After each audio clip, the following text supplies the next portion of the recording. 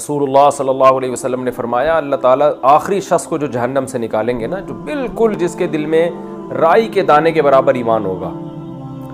تو وہ آخری شخص جس نے کبھی کوئی زندگی میں نیکی نہیں کی ہوگی،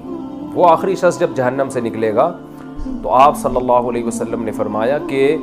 وہ اللہ سے کہے گا میرا رخ اس جہنم سے پھیر کے جنت کی طرف کر دیا جائے۔ اس کو نفرت ہوگی اس جہنم کی آگ سے، تو اللہ اسے جو جنت دیں گے نا تو اس کو یقین نہیں آئے گا یہ اتنی خوبصورت اتنی بڑی جنت میرے لیے، حالانکہ وہ سب سے کم درجے کی جنت ہوگی اس کے لیے۔ تو وہ کہے گا اے اللہ تو اللہ ہو کے میرے ساتھ مذاق کر رہا ہے، یعنی اس کو یقین نہیں آئے گا کہ اتنی خوبصورت جنت بھی اللہ میرے جیسے نالائق کو دے سکتا ہے۔ وہ جو آخری جہنم ہی نکلے گا وہ کہے گا میرے جیسے نالائق کو اتنی خوبصورت اتنی خوبصورت جنت۔ تو اللہ تعالیٰ اس سے کہیں گے،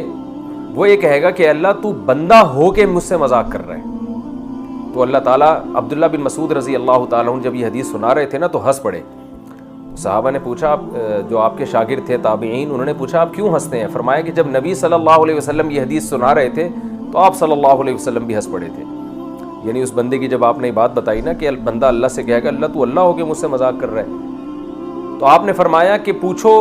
میں کیوں ہنستا ہوں؟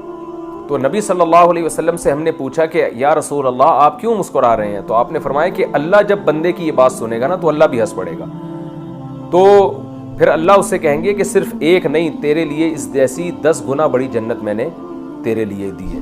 تو یہ اللہ کی رحمت ہوگی ایمان کی برکت سے، کیونکہ اللہ کو ماننے والے اور نہ ماننے والوں میں اللہ تعالیٰ بہرحال فرق رکھیں گے۔ جس کی موت شرک پر واقع ہوئی وہ ہمیشہ جہنم کی آگ میں جلے گا، جو ختم نبوت کے منکر ہیں وہ ہمیشہ جہنم کی آگ میں جلیں گے، جو عقیدہ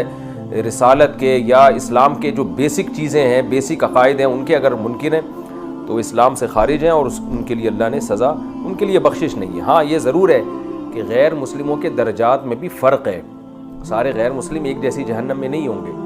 بلکہ اس میں بھی فرق اللہ نے رکھا ہے۔ جو زیادہ کوئی گناہگار ہوگا اس کی الگ سے اس کو سزا ملے گی۔